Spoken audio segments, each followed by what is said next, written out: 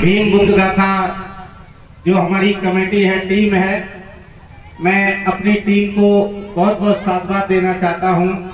साथ ही आपके शेरपुर कोठी के आसपास के क्षेत्र के और जो भी ये कार्यक्रम कराने वाली कमेटी है, इस पूरी कमेटी को पहले तो साधुवाद देना चाहता हूं। साथ ही साथ आपके क्षेत्रवासियों को भी बहुत बहुत साधुवाद देना इसलिए चाहता हूं। मैंने देखा है कि जब जब आपके क्षेत्र में कार्यक्रम होता है तो बहुत भीड़ हुआ करती है। और आपको एक बात और बताना चाहूंगा कि हमारी जो टीम है ये केवल और केवल कथा नहीं सुनाती है, ये पुराना इतिहास जिसे हम लोगों ने आज तक जाना नहीं। लोगों ने ये कह दिया कि इन महापुरुषों को पढ़ो नहीं। उन महापुरुषों को इसलिए बता रहा हूं, आज रामफल मंडल कठेरिया का पूरा आपने सीन देखा।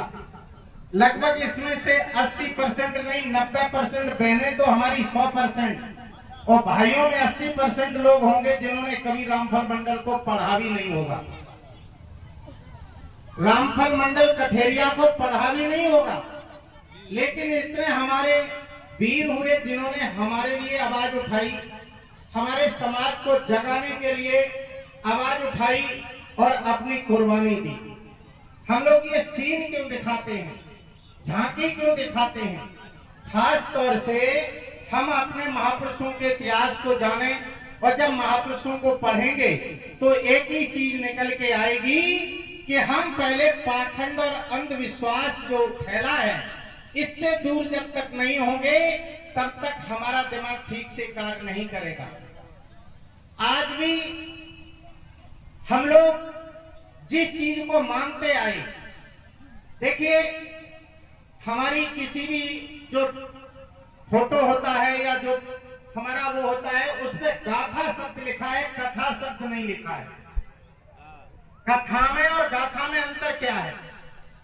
गाथा हम अपने इतिहास को बताते हैं, महापुरुषों को बताते हैं, महापुरुषों की जीवन गाथा सुनाते हैं आपके दिमाग को खोलने के लिए, आपके दिमाग को बदलने के लिए। कथा क्या है? कथा हमें सीधा उल्टी तरफ ले जाती है कि तुमने अगर कथा सुन ली तो तुम्हारा उद्धार हो जाएगा, कल्याण हो जाएगा, स्वर्ग मिल जाएगा। बड़ा विचित्र बात है। कथा जब होती है तो हमारे बहन भाई जो सुनने जाते हैं, मैं तो बहुत खुली डंके की चोट से बात कहता हूं, हमारे बाबा साहब बुद्ध भगवान जितने भी महापुरुष लोग हैं उन्होंने ये कहा है कि पहले तो झूठी बात को सुनो मत। क्या नहीं करो? सुनो मत, उसका विरोध करो। और अगर आप ये जान सकते हो कि हम विरोध नहीं कर सकते हैं तो वहां से उठ के चले जाओ, यानी झूठी बात को अपने कानों तक मत जाने दो। क्यों? कुछ लोग इतनी झूठी बातें सुनाते रहेंगे और हमारी बहन बेटियां भाई लोग मानते रहेंगे। मैं कुछ उदाहरण बता दे रहा हूं।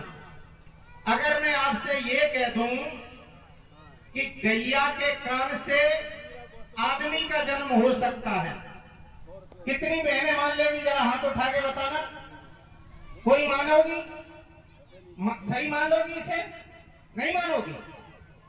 आप भैया सही मान लोगे कि गैया के कान से व्यक्ति यानी इंसान का जन्म हो सकता है? मान लोगे? नहीं मानोगे? भागवत में तो पहले दिन गोकर्ण को जन्म गैया के कान से ही शुरू होता है। पहले दिन की कथा ही शुरू होती है कि गैया के कान से गोकर्ण को जन्म हो। चलिए मान लिया। फिर सुनाया जाता है कि जमीन को खोदा गया, जमीन में हल चलाया गया और लड़की का जन्म हो गया, लड़की पैदा हो गई। मतलब गाजर मूरी थी सो जमीन में से निकल आई, मान लिया आपने। फिर सुनाया जाता है कि खीर खाई और खीर से बच्चे पैदा हो गए। बहनों, खीर से बच्चे पैदा हो सकते हैं और खीर से जब बच्चे पैदा हो जाए तो आदमी ने क्या जरूरत है? फिर है इनकी क्या जरूरत है? खीर से बच्चे पैदा हो जाते हैं। फिर सुनाया जाता है कि किसी स्त्री ने अपने शरीर का मैल रगड़ा और उससे बच्चे का जन्म हो गया। आपने वो भी मान लिया। और बच्चे का जब जन्म हो गया तो उसको हमारे एक भगवान है शंकर जी जिनको कहते हैं, उन्होंने उस बच्चे का सर काट दिया। अब बच्चे की गर्दन देखिए, हम जो बात करते हैं वो तार्किक करते हैं। बाबा साहब बुद्ध ने यही कहा है कि तार्किक वैज्ञानिक बात करो और वैज्ञानिक बात ही मानो।